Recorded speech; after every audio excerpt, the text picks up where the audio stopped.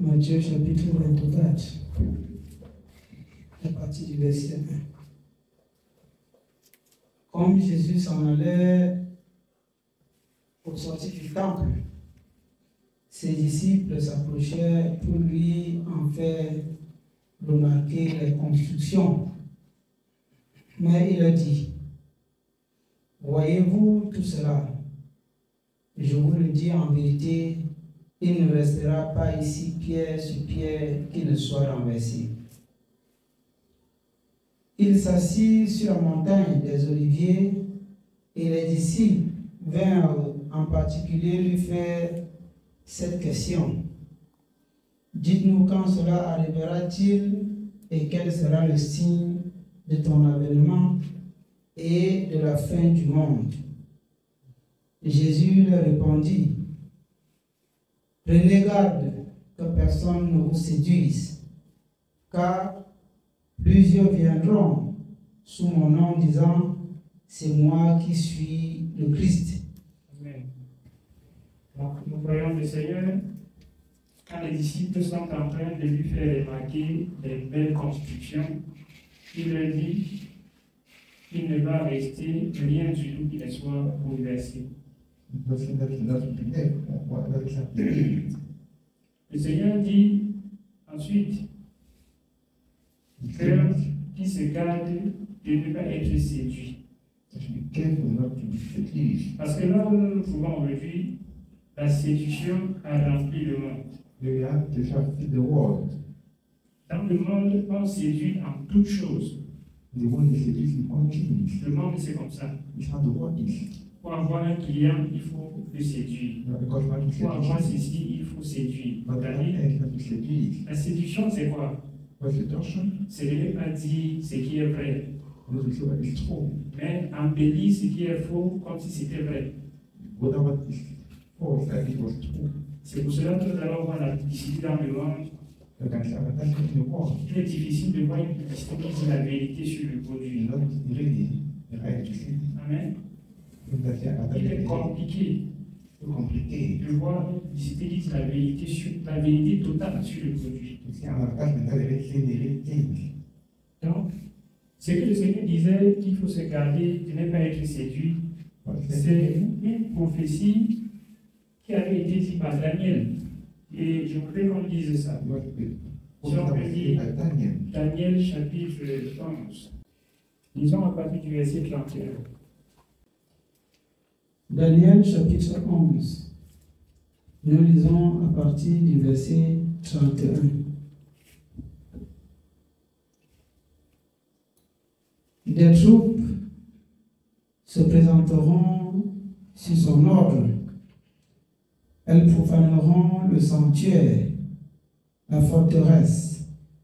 Elles feront cesser le sacrifice perpétuel et dresseront l'abomination du dévastateur. Il séduira par des flatteries les traîtres de l'Alliance. Amen. Il séduira par des flatteries les traîtres de l'Alliance. C'est pour cela que je disais tout à l'heure que les flatteries ne se font jamais avec la vérité. Quand on dit quelqu'un séduit, ça veut dire c'est pas le mensonge, c'est pas la flatterie. Et maintenant, il dit il séduira pas les flatteries, les traîtres de l'Alliance. Et toutes ces choses sont déjà pleines dans le monde. Toute cette séduction-là, c'est déjà plein dans le monde. C'est pour cela que nous allons voir, comme il est dit dans le livre de 2 Timothée, qu'ils vont se faire une foule de docteurs selon leurs propres désirs. Et dans tout ça, on flatte toujours les hommes en leur montrant que non, ils peuvent servir Dieu tout en faisant ce qu'ils veulent et il n'y a pas de souci. Amen. On fait toujours comprendre aux hommes que vous n'êtes pas obligé de faire exactement ce qui est écrit, parce que personne ne peut mettre en pratique ce qui est écrit. Nous sommes sous la grâce, nous ne sommes pas sous la loi. Donc si tu as pris, tu ne peux plus perdre ton salut. Voilà les flatteries. Et ça fait en sorte que les hommes adhèrent et s'asseyent et sont tranquilles pensant que le salut est déjà là. Pourtant, ils sont loin du salut. Et il n'y a que des personnes qui ne cherchent pas vraiment Dieu de tout leur cœur pour être flattés. Il n'y a que ceux-là pour être séduits. C'est pour cela que dans Matthieu, je crois que c'est Matthieu 24 toujours, le Seigneur dit que s'il était possible, l'ennemi allait séduire même les élus. Mais il est impossible pour un élu d'être séduit. Parce qu'il porte son regard sur la vérité et non sur ce qui paraît beau. Et non sur ce qui paraît facile. Et non sur ce qui paraît simple. Il porte son regard sur ce qui est écrit. Nous allons continuer dans Daniel. Nous sommes au verset 32 de Daniel. Il se dira par les flatteries les traîtres de l'alliance, mais ceux du peuple qui connaîtront leur Dieu agiront avec fermeté. Ceux du peuple qui connaîtront leur Dieu agiront avec fermeté, ils ne se laisseront pas séduire. Donc quand le Seigneur nous dit dans Matthieu 24, prenez garde que vous ne soyez séduits, parce que ça avait déjà été dit que le séducteur va entrer dans le monde. Amen. Le séducteur va entrer dans le monde. Quand nous lisons Actes chapitre 20, nous voyons la même chose. Nous allons continuer dans Matthieu. Matthieu 24.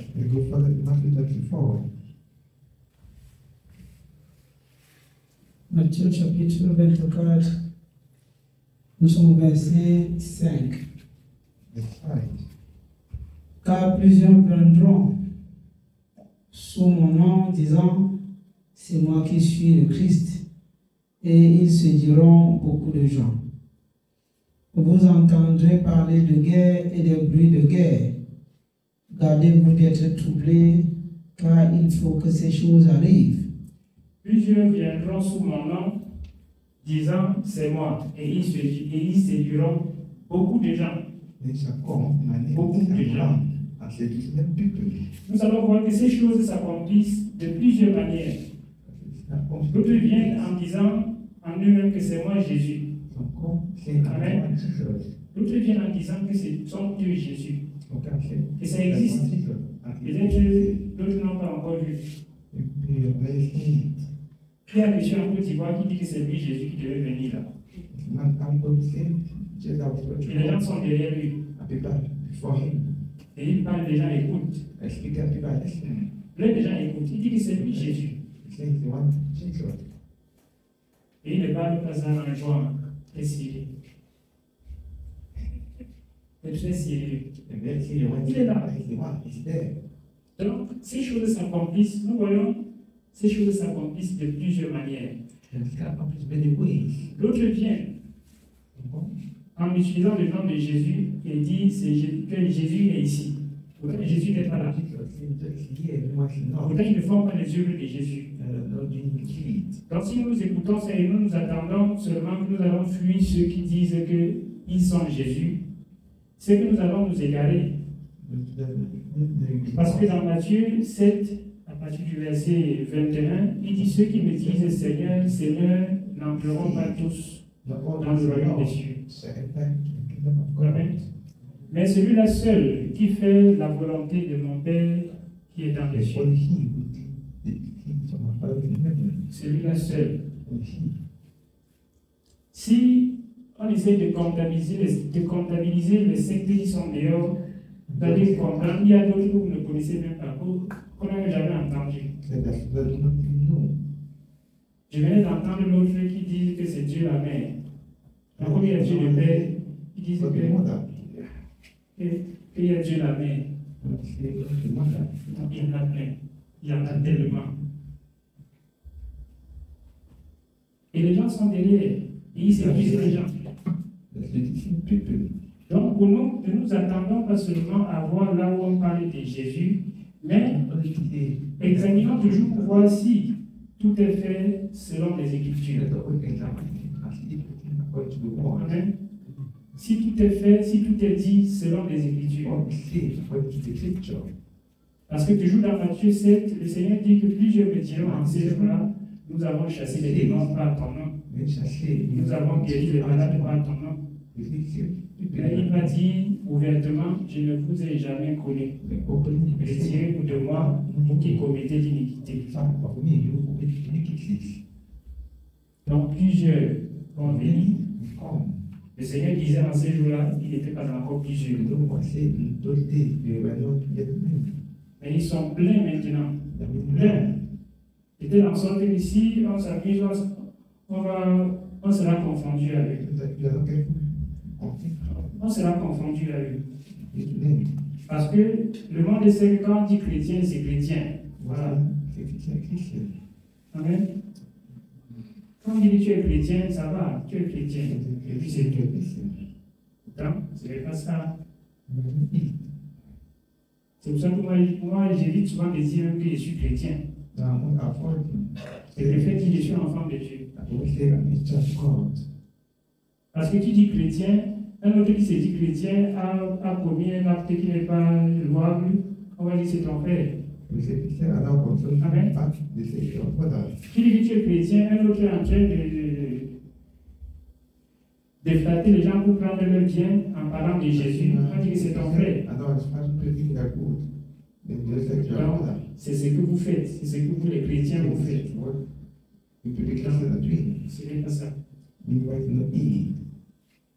allons continuer dans Matthieu. Nous continuons au verset 5.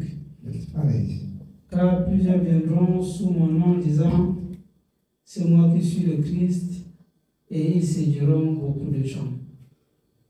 Vous entendrez parler de guerre et de bruits de guerre. Gardez-vous d'être troublés, car il faut que ces choses arrivent, mais ce ne sera pas encore la fin.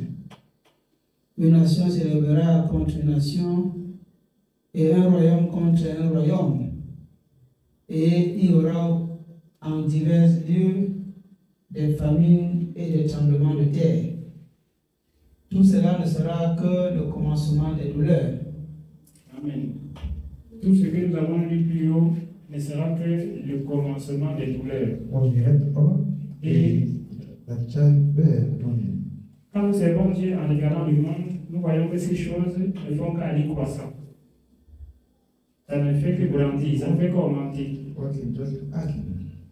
Les troubles ne font que s'amplifier. Il y a plein de choses qui arrivent qu'autrefois on n'entendait pas parler. Et ça ne change pas. Voilà pourquoi ça me rappelle quand en fin d'année, les gens disent souvent que bonne année là. Ils disent souvent que non. Les choses sont en train d'aller de mal en pire. On te souhaite que bonne année là. Il faut seulement croire au Seigneur pour espérer avoir la vie éternelle et non pas entrer dans une bonne année. Parce qu'il n'y aura pas une bonne année. La bonne année n'existe pas. Ça n'existe pas. L'homme vivant ne devait jamais attendre un moment qu'on dit que l'année prochaine, ça sera favorable. Non. Il doit vivre en espérant que je suis avec le Seigneur, je suis avec mon Créateur, et que ce soit n'importe quand, j'entre avec lui dans sa maison. Parce que ce que les hommes appellent en disant bonne année, le Seigneur dit dans le livre des Thessaloniciens que quand les autres diront paix et sûreté, alors une ruine soudaine les surprendra comme les douleurs de l'enfantement surprennent la femme enceinte. Dans les troubles vont continuer comme ça jusqu'à le jour où on va dire que non, cette fois-ci c'est calme, c'est bien. C'est là où le qui va arriver. Donc pour nous qui sommes enfants de Dieu, ne cherchons pas la bonne année. Ne cherchons pas une année qui est bonne. Cherchons plutôt à être bien chaque jour avec le Seigneur. Parce que ce que nous avons lu, ça nous montre les signes, le commencement des douleurs. C'est ça qui commence. Et ces douleurs-là peuvent arriver au milieu de nous, ça peut arriver parmi nous. Ces mêmes douleurs peuvent arriver dans notre pays. Si ça arrive et que nous ne sommes pas attachés au Seigneur, nous allons beaucoup souffrir. On va beaucoup souffrir. Si ça arrive et que nous ne sommes pas attachés au Seigneur, la parole de Dieu dans Psaume 91 ne va pas s'accomplir pour nous.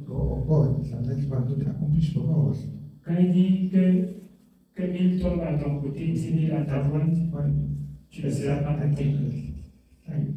Et tes yeux, tu les garderas et tu verras la rétribution des méchants. Mais seulement, ces troubles, ça doit arriver partout dans le monde. Ça va arriver partout. Si ça n'arrive pas chez nous, c'est que le jour n'est pas encore arrivé. Ça va arriver. Donc pour nous là, ne pensons pas que nous sommes faux en paix. Mais en nous, dans la pensée, chaque jour, de pouvoir supporter toutes les situations qui peuvent arriver. Avons-nous dans la pensée comme ça. De pouvoir supporter toutes les situations comme les apôtres l'ont supporté. Je vois c'est dans 2 Corinthiens 1. Dans 2 Corinthiens 1. Dans 2 Corinthiens 1. Ils ont supporté les situations tellement qu'à un moment donné, ils pensaient que c'était leur arrêt de mort. Mais ils ont continué de servir. Ces troubles, ça va arriver aussi chez nous. Nous ne souhaitons pas. Mais ce que Dieu a dit, ça s'accomplit toujours. Quand nous lisons dans Actes, il nous dit que ce n'est pas pour les tribulations qu'il nous faut hériter le royaume de Dieu. Beaucoup de tribulations. Nous allons continuer dans Matthieu.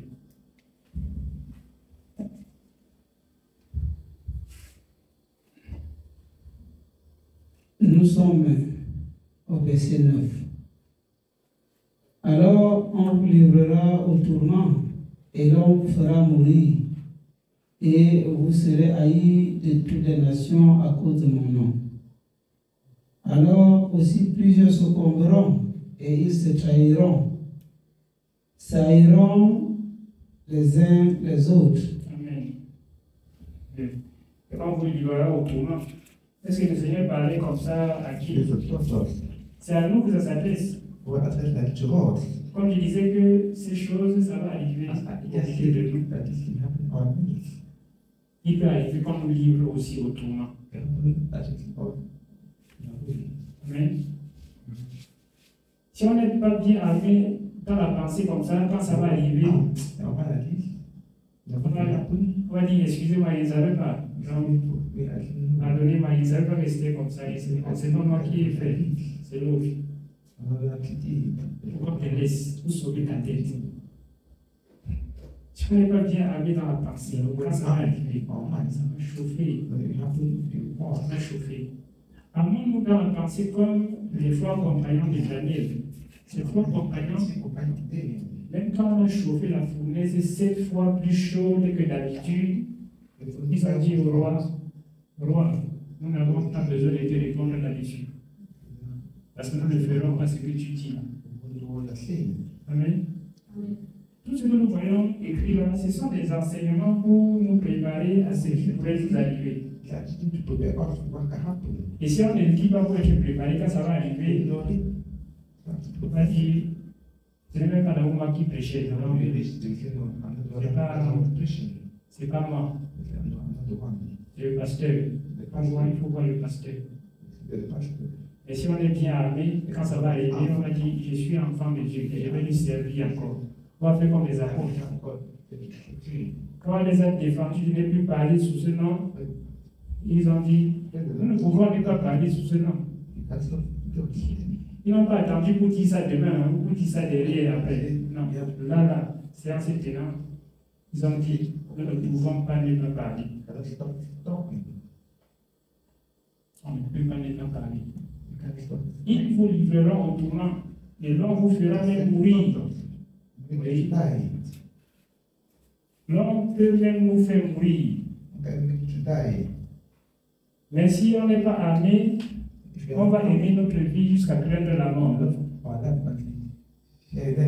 On va tellement aimer notre vie que on va craindre la mort. Et à la fin, on va perdre toujours cette vie. On va perdre cette vie. Mais si on se rappelle dans ce que le Seigneur dit dans Apocalypse, je crois que c'est Apocalypse 13, 14 ou 14, 13, que heureux est à présent les morts qui meurent dans le Seigneur. Lui dit l'Esprit, afin qu'ils se reposent de leurs travaux, car leurs œuvres les suivent. Leurs œuvres les suivent.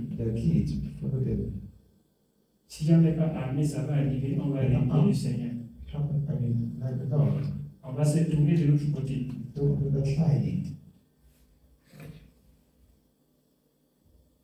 Amen. Nous allons continuer. Nous sommes au verset 11 de Matthieu chapitre 24. Plusieurs faux prophètes se lèveront et ils séduiront beaucoup de gens. Et parce que l'iniquité se sera accrue, la charité du plus grand nombre se refroidira. Amen. Plusieurs faux prophètes vont s'élever et vont séduire beaucoup de gens. Actuellement, d'après ce que tous les serviteurs de Dieu s'appellent prophètes. Est-ce que tout ça? C'est comme si quelqu'un ne l'appelle pas prophète, c'est qu'il ne sert pas Dieu. Si on ne l'appelle pas prophète ou apôtre, ou docteur, si on ne dit pas qu'il est prophète, c'est qu'il n'est pas serviteur de Dieu. C'est qu'il ne connaît rien. Qu'est-ce que tout le monde sait? Plusieurs faux prophètes vont s'élever et vont séduire beaucoup de gens. Et il faut voir le monde qu'ils séduisent. Ces faux prophètes-là, il faut voir le monde qu'ils séduisent. La parole de Dieu est vraie. Tout ce que le Seigneur dit, ça s'accomplit. Ils séduisent des foules de personnes. Et comme nous disions tout à l'heure, ils séduisent des foules de personnes parce que les hommes aiment la facilité. Les hommes aiment ce qui est facile. Les hommes aiment qu'on leur dise que tu peux boire de l'eau sans aller puiser. Oui. Il est content. Tu peux boire de l'eau sans aller puiser. Tu peux être sauvé sans faire les efforts. C'est ce que les hommes aiment. Tu peux avoir le salut sans faire les efforts. Et pourtant, dans le livre de 1 Pierre, je crois que c'est 1 Pierre, le Seigneur dit, faites tous vos efforts pour joindre à votre foi la piété. À la piété, l'amour fraternel. À l'amour fraternel, la justice et tout ça. Il faut faire les efforts pour joindre tout ça. Plus loin, il dit, car si ces choses sont en vous et ils sont avec abondance, elles ne vous laisseront point oisifs ni stériles pour la connaissance de notre Seigneur Jésus-Christ. Donc, il faut que ces choses soient, pour qu'on ne soit pas oisif, pour qu'on ne soit pas stérile, pour qu'on ne perde pas le salut. Mais ils prennent des foules de personnes parce que les gens aiment bien qu'on leur dise que vous pouvez être sauvés en vous couchant, en dormant tranquillement et le Seigneur va venir vous prendre. Vous êtes déjà dans la maison. Amen. Oui, vous êtes déjà là. Le Seigneur est déjà avec vous. Si vous ne le servez même pas bien, quand vous allez mourir, on peut venir prier pour vous et le Seigneur vous récupère de l'autre côté. Prions plus pour vous. C'est comme si on te lançait pour traverser une fosse pour que le Seigneur puisse te récupérer parce que tu n'as pas traversé bonne à cause de tes péchés. Et on t'amène au purgatoire. Cela. Les hommes adorent ça. La facilité, la paresse. Mais on ne peut pas être sauvé dans le Seigneur sans rien faire. C'est impossible. Il faudrait qu'on mette ça à l'esprit. Et que ceux qui vont nous écouter puissent enlever ça de leur esprit, qu'on peut servir Dieu sans rien faire, qu'on peut être sauvé sans faire quelque chose de différent. C'est possible. C'est impossible. Voyons quand le Seigneur dit qu'il ne laisse aucun péché impuni. Amen. Il ne laisse aucun péché impuni. Ça veut tout simplement dire que ton péché qu'il punit là, il ne te punit pas en proportion de ton péché. Amen. Parce que ton péché méritait la mort. Même il ne te fait pas mourir.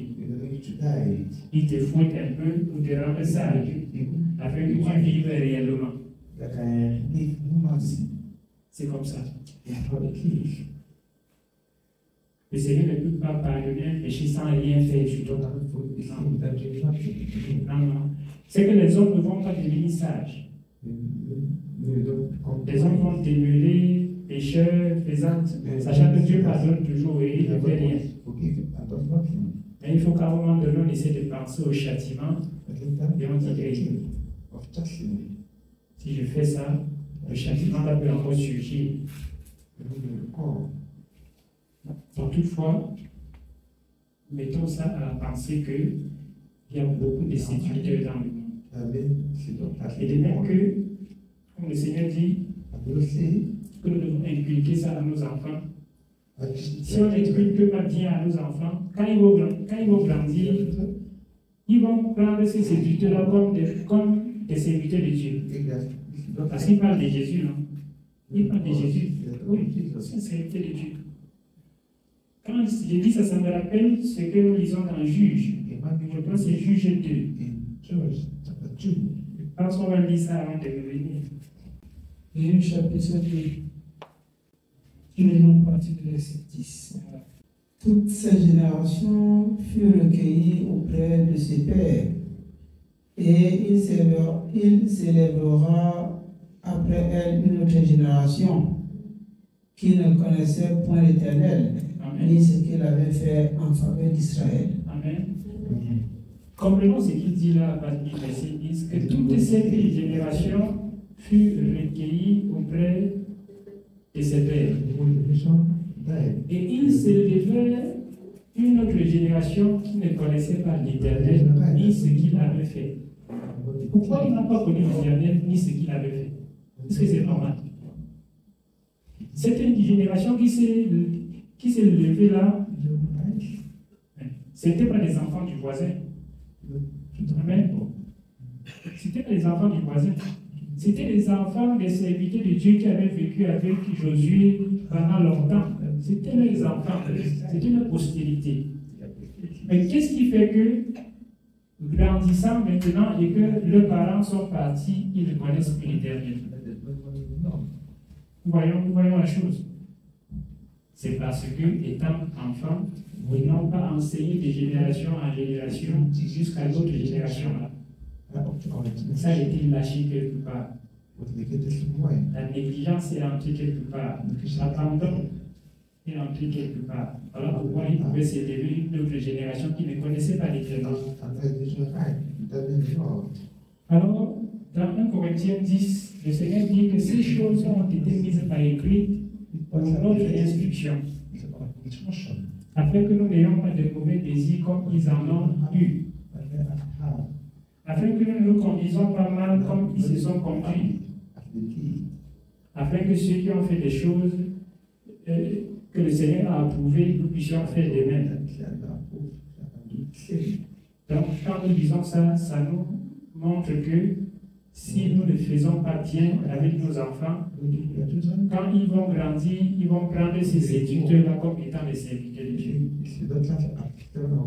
Pourtant, ils servent leur propre ventre. Ils se servent eux-mêmes. Ils servent pas Dieu. Ils sont des séducteurs. Amen. Nous allons continuer dans Matthieu.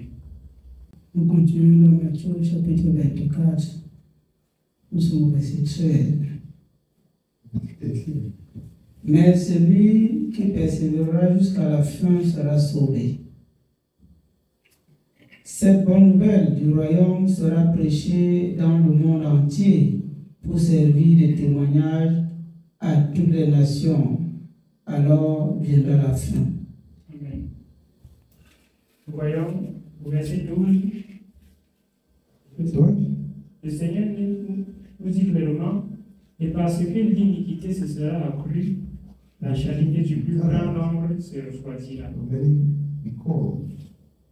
Quand l'iniquité s'accroît, la charité du plus grand nombre, ça refroidit, ça diminue.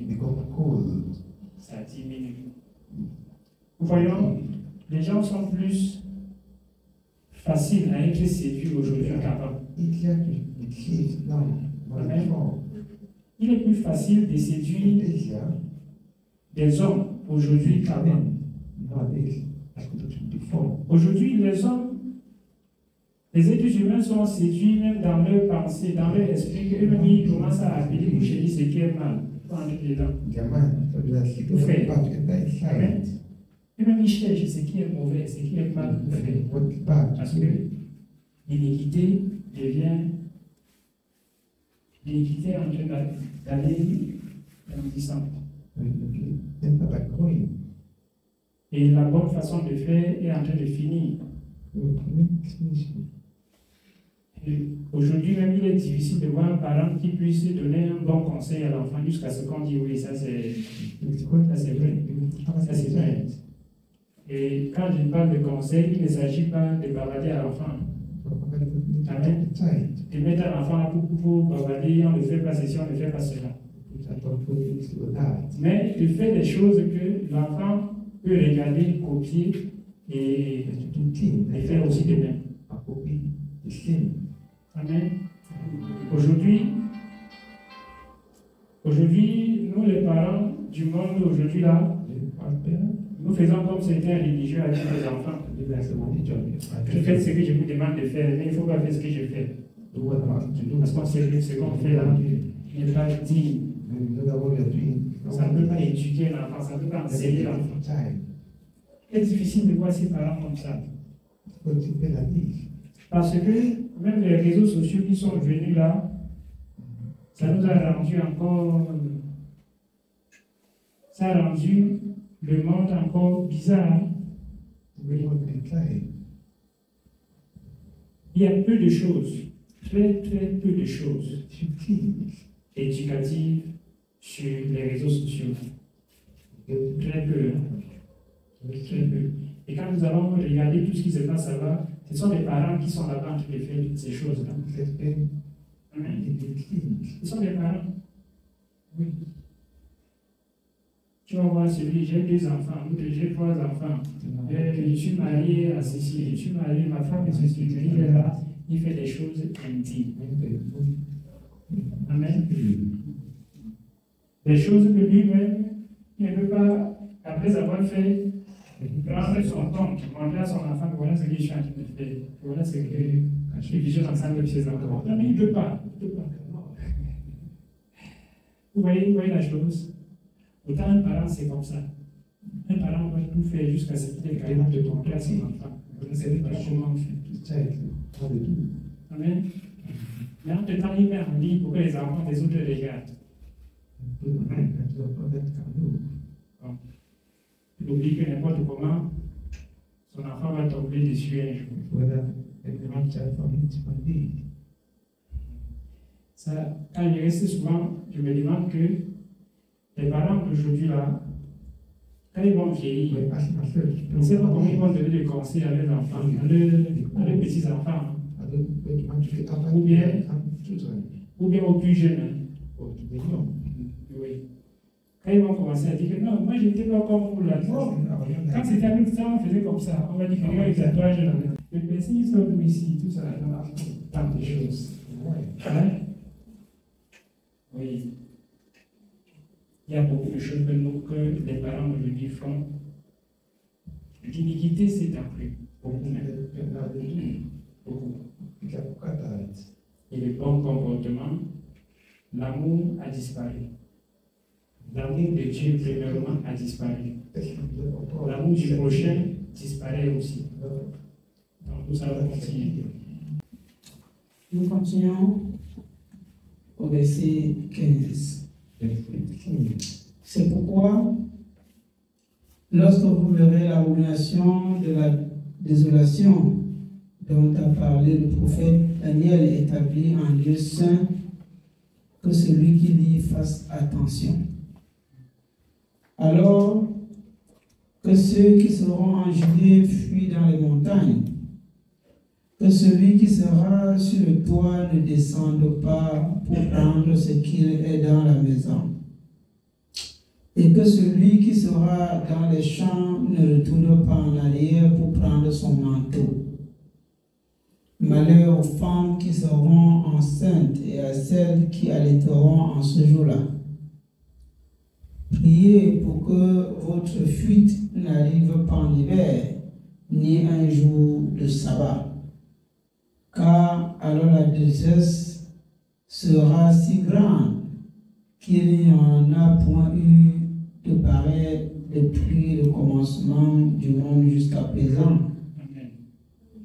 Oui, c'est pour ça qu'il dit, car lorsque vous verrez l'abomination de la désolation dont a parlé le prophète Daniel, établie en lieu saint. L'abomination établie en lieu saint. Que celui qui lit fasse attention. Et regardons toujours ce qui se passe autour de nous. Hein. Tout ce que le Seigneur dit, c'est ce qui va se passer autour de nous. Et c'est ce qui se passe déjà. Ça ne va pas se passer ailleurs. Nous pouvons souvent dire ça comme une histoire racontée, mais ce sont des choses. Et puis quand vous allez voir, donc quand les privés, ce n'était pas encore visible. Ce n'était pas encore visible. Mais rassurons aujourd'hui que ça existe. L'abomination est déjà établie en lieu saint. L'abomination est établie en lieu saint. Quand nous disons Romains chapitre 1, nous comprenons ça. Quand on lit Romains chapitre 1, nous comprenons ça de manière claire. Il dit toujours, ça c'est le moment dont le Seigneur parlait dans Daniel. Et donc Jésus est en train de rappeler ici. C'est ce moment-là ici. Parce que si on va jusqu'à prendre un homme, quelque chose que le Seigneur avait sanctifié, l'Église. Amen. Que sur ces pieds, tu es pieds, et sur ces pieds, je bâtirai mon Église. On crée déjà notre nom, c'est l'Église de Satan. On a en train de mélanger les choses saintes avec les choses impures. N'est-ce pas? On a en train de faire un mélange qui n'est pas très bon. Quand là où on dit c'est l'Église, l'Église est de Dieu. On prie d'abord au nom de Jésus-Christ. Et après, on célèbre les mariages homosexuels. C'est déjà un mélange qui n'est pas très bon.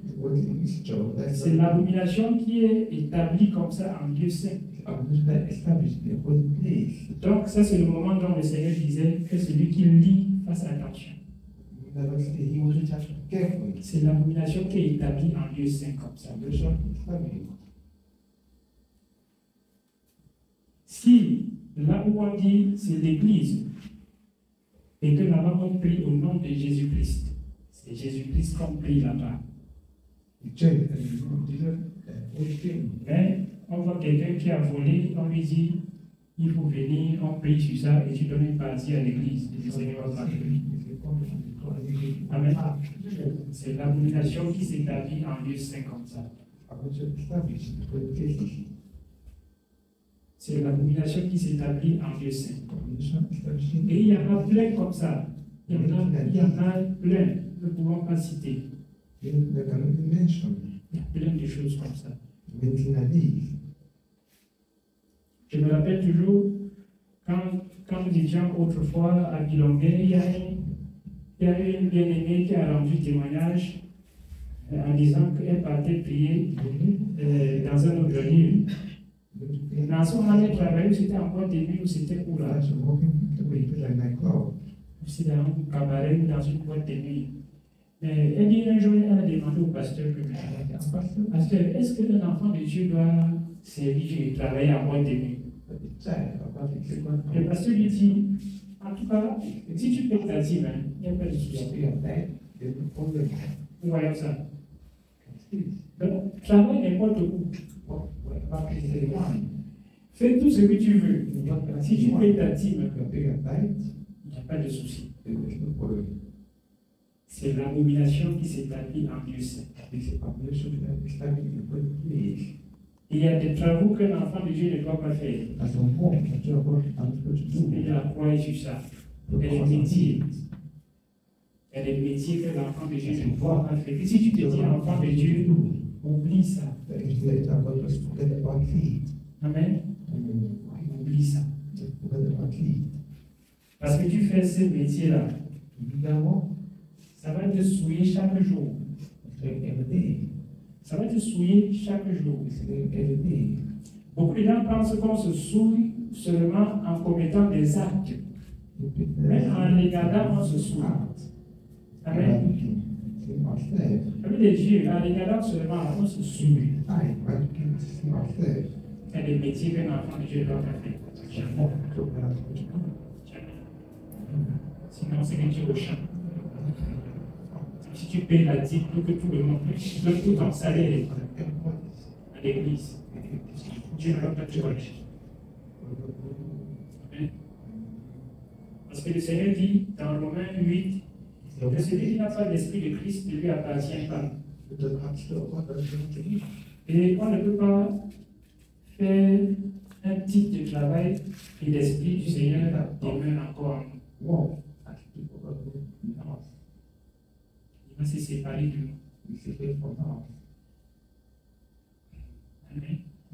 Ça va devenir exactement comme dans Isaïe. Il dit qu'ils ont attesté son Esprit Saint. Il est devenu leur ennemi et il a combattu contre lui. Il devient plutôt ennemi au lieu d'être un ami. Il y a des choses que l'enfant de Dieu ne doit pas faire. L'enfant de Dieu doit trier les métiers. Il doit trier.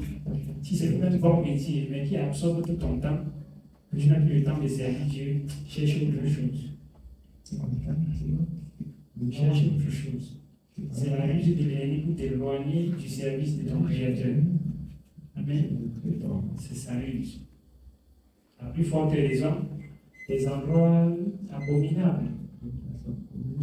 Même si ça te laisse le temps de servir Dieu, laisse que tu vas. Amen.